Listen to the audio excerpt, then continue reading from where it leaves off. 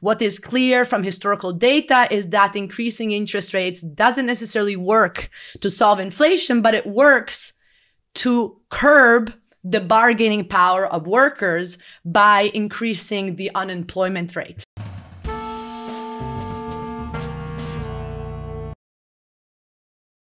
Welcome to Jacobin Talks. Hello, Clara.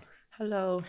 This is a special episode today because it's my first one in English and we have a very special guest here. It's Clara Mattei. She is professor of economics at the University of Tulsa in Oklahoma and wrote the phenomenal book, The Capital Order, How Economists Invented Austerity and Paved the Way to Fascism. So our talk today is about how austerity policies are weakening the working class worldwide and strengthen fascism. The book will be published in German at Jacobin's publishing house Primär Verlag under the title Die Ordnung des Kapitals. It got a lot of attention in the English-speaking world and is already translated into 9 languages, and I hope that it finds a lot of German readers as well. We are very happy to have you here, Clara, and welcome to Berlin. Thank you very much. So, first of all, you dedicated your book at the beginning to Gianfranco Mattei and revolutionaries everywhere. Who is he?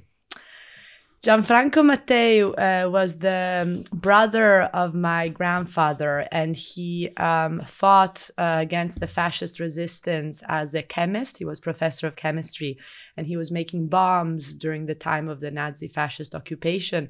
And he was caught, he was tortured brutally for 4 days and decided to take his life not to speak against his comrades. Gianfranco was fighting for the emancipation of Italian workers and for an actually democratic world. And I think it's very important that we take him as an example of the fact that being indifferent is not neutral. Being indifferent in this historical moment is taking sides. This is a famous thought of Antonio Gramsci saying indifference operates passively, but it operates as a very big force of history. And this is especially the case right now with the massacres in Gaza, is the fact that the artificially created indifference from the part of Western governments that are supporting the extermination of civilians and children and the whole infrastructure is something that needs to be fought against.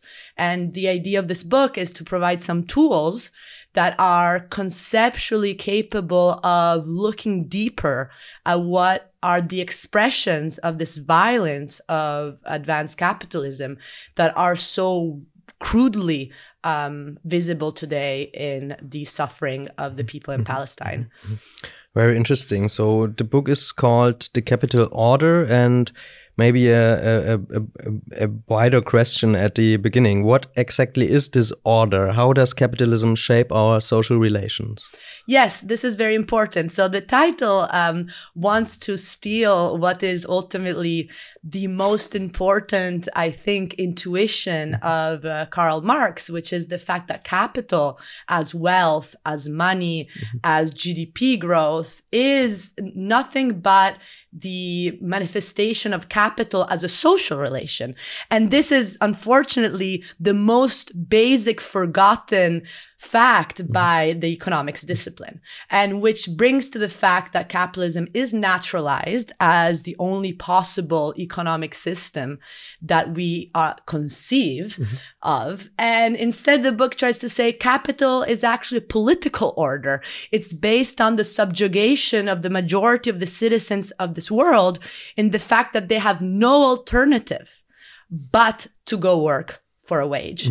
And so the book reminds us that the capital order is nothing spontaneous.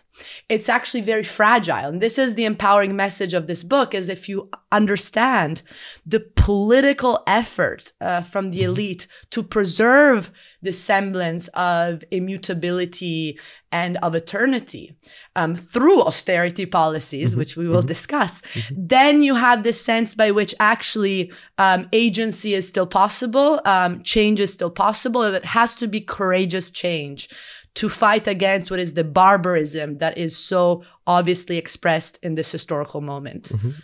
And order has two different meanings in English. Like it's a structure and it is a command, right? Yes, that's a very good point. Absolutely. So then let's talk about the austerity and what role does it play in this capital order? Can you explain it a little bit?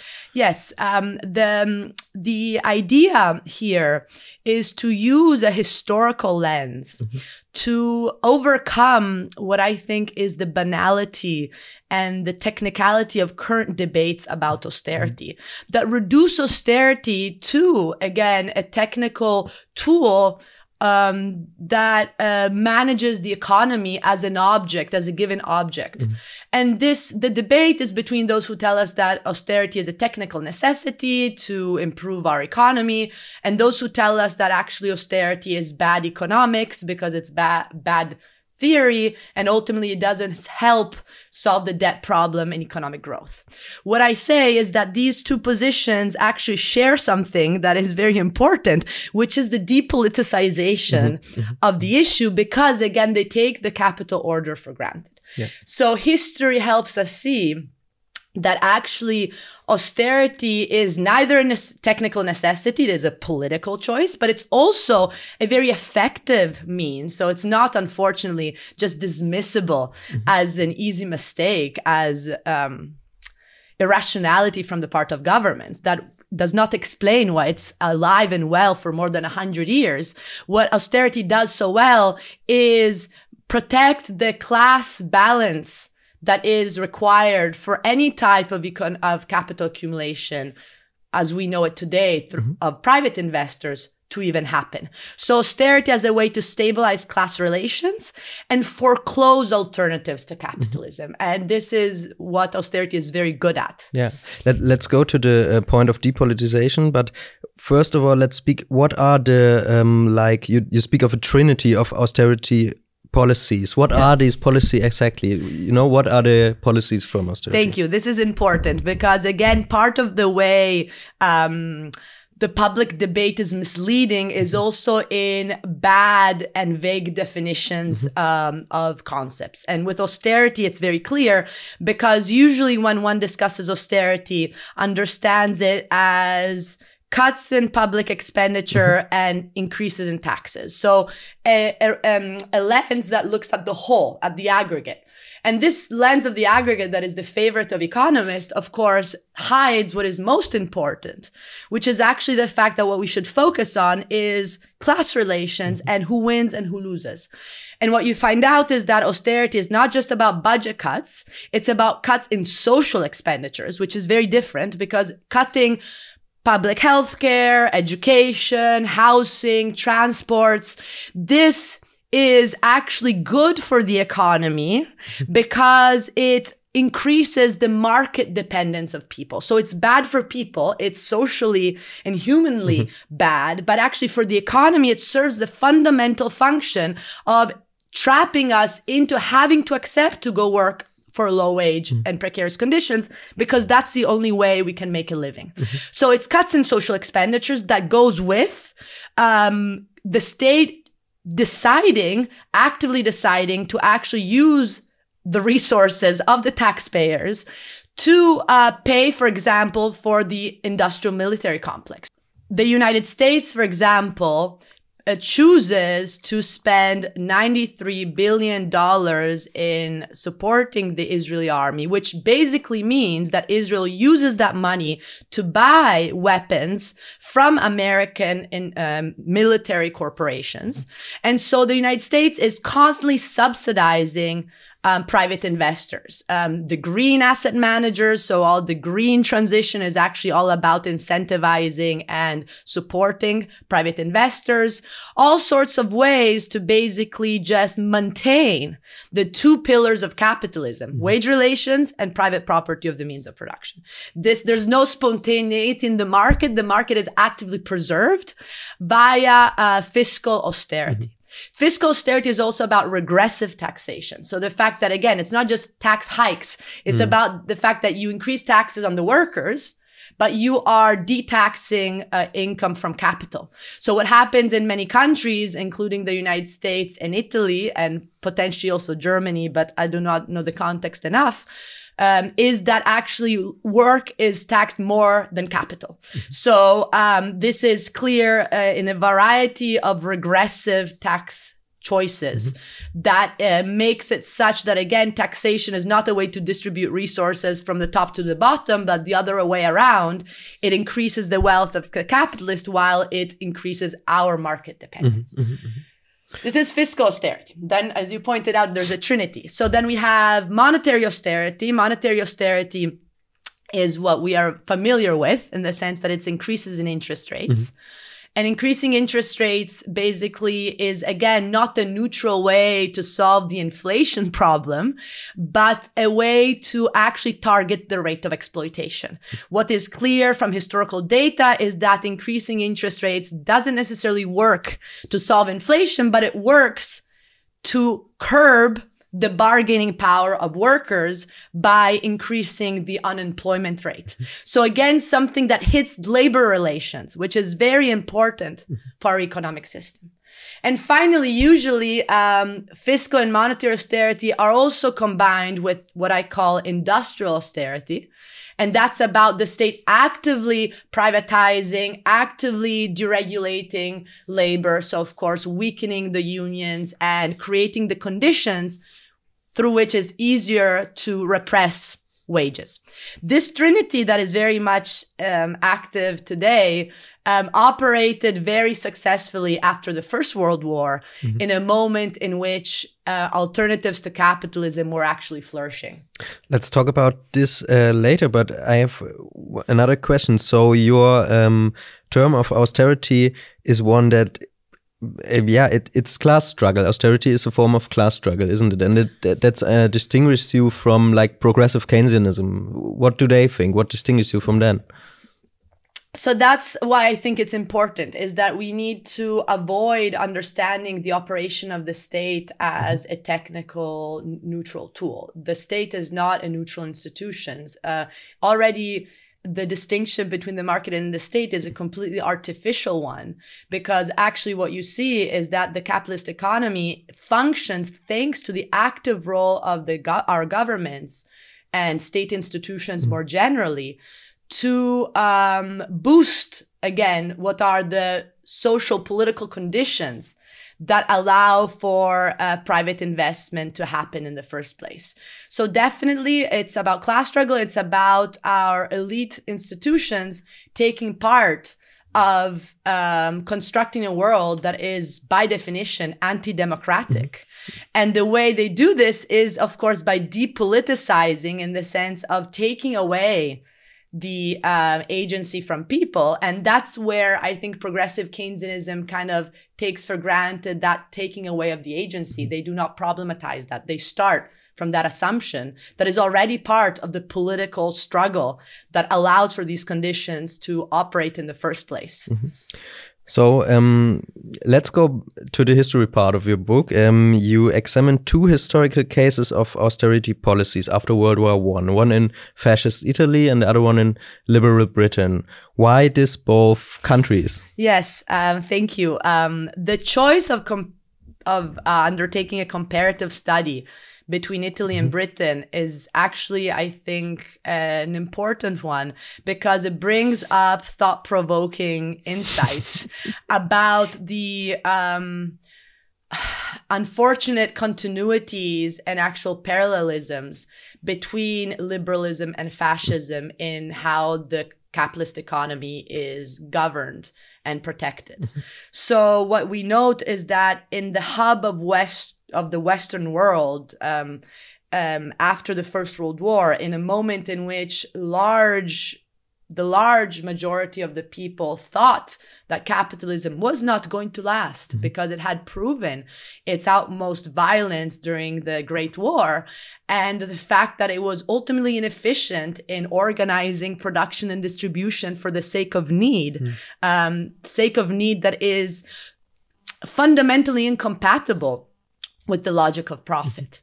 So this large-scale awareness was thwarted by austerity policies that were implemented in very similar ways in liberal Britain and fascist Italy. And there could not be any more like different institutional and political scenarios at the surface, of course, because we have Britain, the empire, you know, the hegemon that's now only after the First World War losing to the United States, but in a way, the form of advanced capitalism and the cradle of liberal democracy. And on the other hand, we have fascist Italy, which is a very dependent and backward, if you like, country, very dependent on foreign capital and foreign primary sources. And at the same time, the birthplace of Benito Mussolini's fascist regime, who came to power in October of 1922. So these two settings show that actually, if you look at how technicians, experts, especially economists, who are the protagonist of my book, helped govern the economy, you find out that the austerity recipe was equally successful in both case scenarios. Of course, in Britain, it operated mostly through monetary austerity, again, using high interest rates that were hiked by the Bank of England and the Treasury in the spring of 1920 to eliminate the strikes, the unionization, and it's quite impressive how successful monetary austerity was in killing workers' demands. On the other hand, with that, we had Benito Mussolini, who directly used the power of the state to, by law, curtail wages, to outlaw unions and strikes. But anyway, the similarities are impressive. And the other point of the book is not only the parallelism, but the fact that actually you find out what is unfortunately a common, a quite regular tendency in our capitalist economy, which is that of liberal governments supporting the rise of fascism because of fascist capacity to kill the revolutionary surges. I would just like to read a quote that is for me very emblematic. Even Montagu Norman, the governor of the Bank of England, who expressed awareness of the fact that under fascism, anything in the way of otherness was eliminated and opposition in any form was gone, added in the same breath, the state of affairs is suitable at present and may provide for the moment the administration best adapted for Italy. He continued, fascism has surely brought order out of chaos over the last few years. Something of the kind was no doubt needed if the pendulum was not to swing too far in quite the other direction. The Duce was the right man at a critical moment. This is a letter written in 1926 to his friend Jack Morgan of Morgan Bank, now known as Chase Bank, who had a big role in supporting Mussolini financially. So again, I think these are reflections, the fact that actually fascism and liberalism unite when it's about protecting the capital order, that should make us think thoroughly about our present conditions. Of course. And today we see that fascism is rising in the aftermath of austerity policies. How do you explain that? Yeah, so that speaks to the unfortunate success of austerity. And that actually for me is the expression of the success of austerity in quotes, in the sense that it does exactly, it shows how austerity is very successful in disempowering the workers, in eliminating class awareness and class consciousness and individualizing us, both in terms of ideology. A lot of the book is about actually how economists construct the justification for austerity policies through their economic models that fundamentally eliminate the worker as a source of value to substitute the saver investor, who is considered now the center, the engine of the economic machine that everyone should thus, in a way, incentivize, of course, and protect and be grateful to because of the capacity to employ those others who are lazier and less capable of saving. So the substitution of the labor theory of value with this theory of abstinence, which is a fundamental kernel of the passage from the classical political economy tradition to the neoclassical marginalist tradition that still dominates any economics textbook today, is actually key to understanding what austerity is about and how successful it is to clearly tell us that we should be angry at those who are weaker than us, the migrant, the poorest, rather than seeing the systemic oppression that comes from above.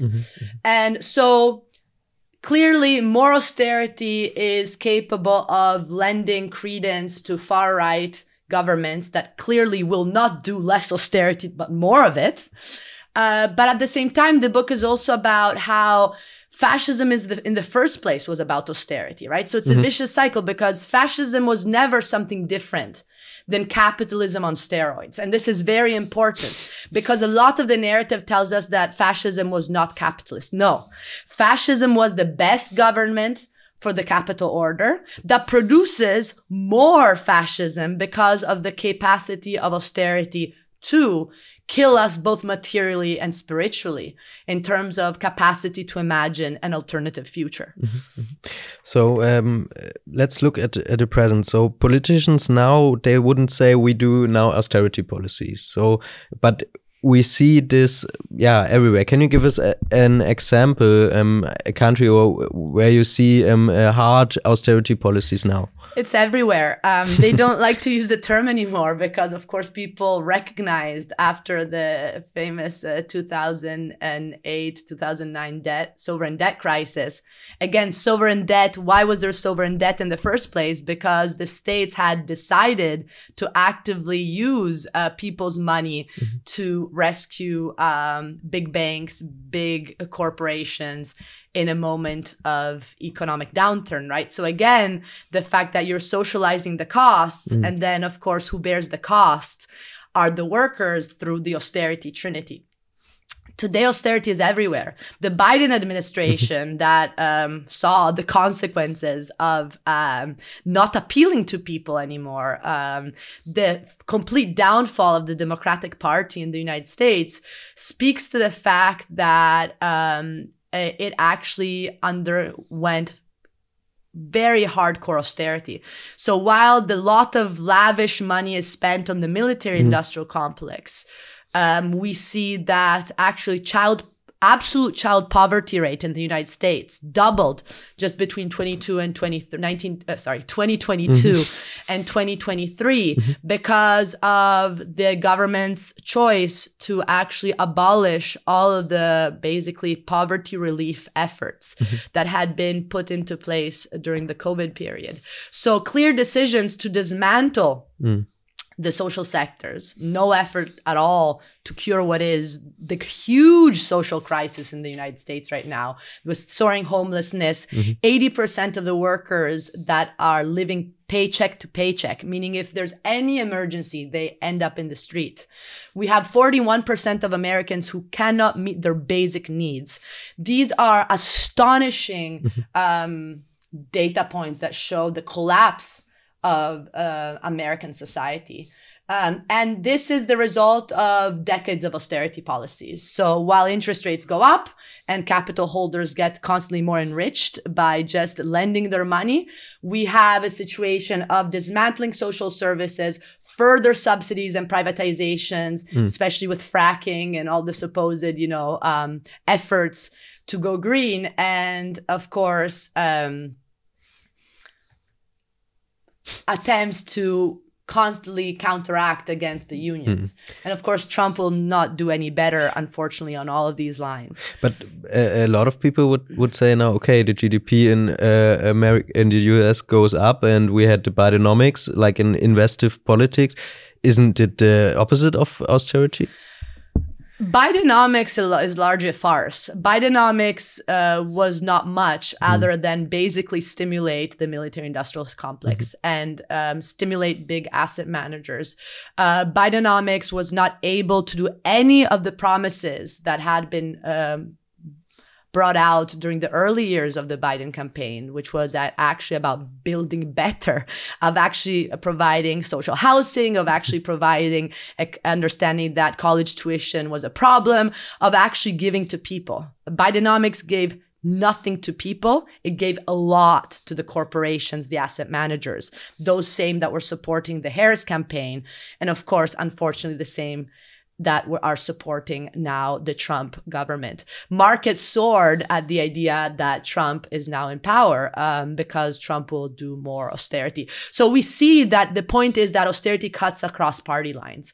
Austerity is something that a lot of the self-understood left is willing to undertake because this is what is required for the good governance of a capitalist economy. Sure, then the economy grows. But if you look at then how the wealth is distributed, you find out that the rate of exploitation, that is, you can calculate by looking at how much of the GDP goes to profit with respect to how much of the GDP goes to wages.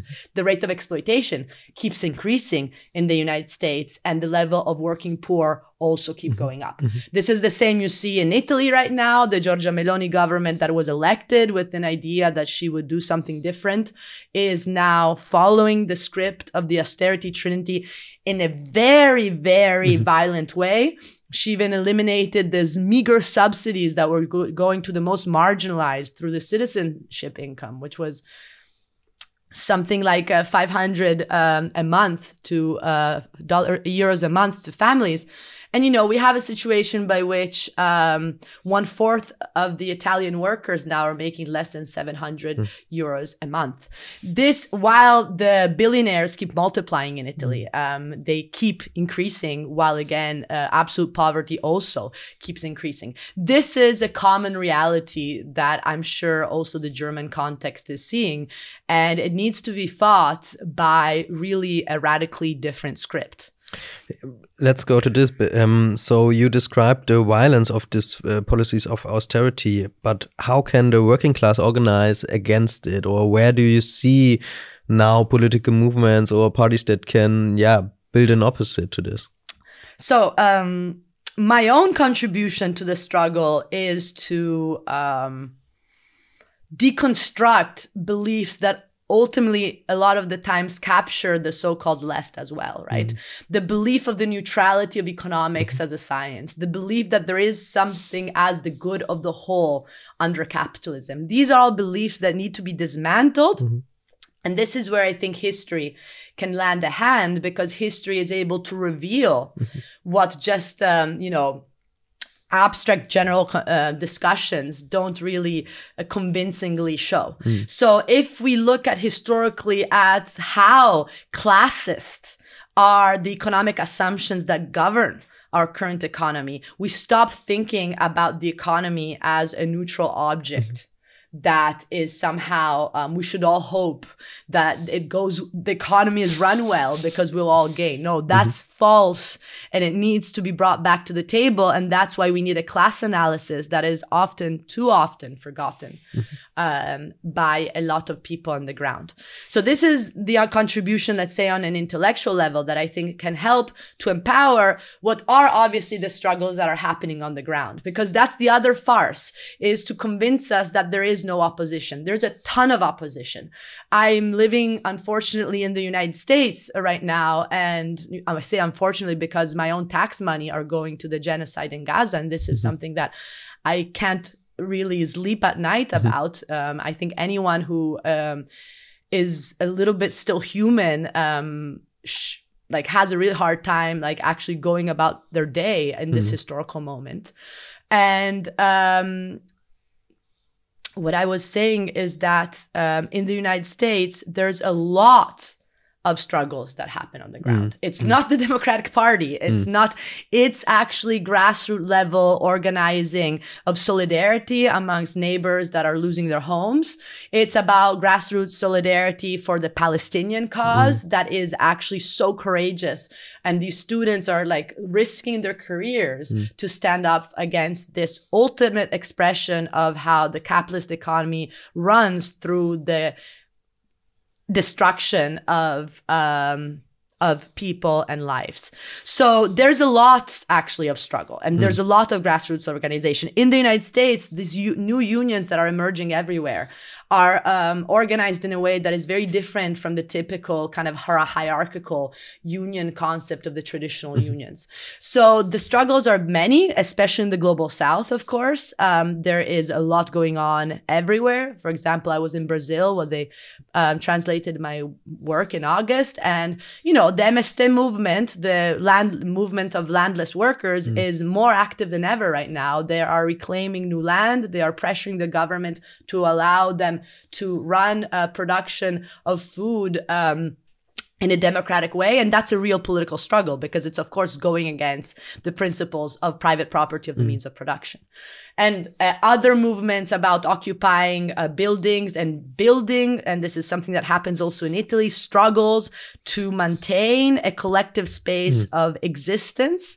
These are really moments in which people understand that being political is essential to human beings because it's about governing our basic needs. And this is how people actually get together and say, we can't just focus on parliamentary politics. Parliamentary politics can change if there is participation on the ground. And I tell my students, in order to actually do critical economics, you have to participate and explore and be curious. And this is actually the grounding principle of the new center I'm opening, the CE. The reason why I'm moving from New York, the new school where I've taught for over 8 years now, as associate professor, is because I'm going to be directing the CE, the Center for Heterodox Economics. And the idea of the center is that it's not just academic. Of course, we will build a curriculum that is critical of the mainstream, but you can only be critical if you're actually on the ground with organizations, with the connection with citizens. And that's what we're trying to do, is actually finally go back to what Gramsci inspired us by telling us it's about praxis. It's you only get new knowledge if you do things for real. That sounds nice. Thank you very much for the talk, Clara. Thank you so much for having me.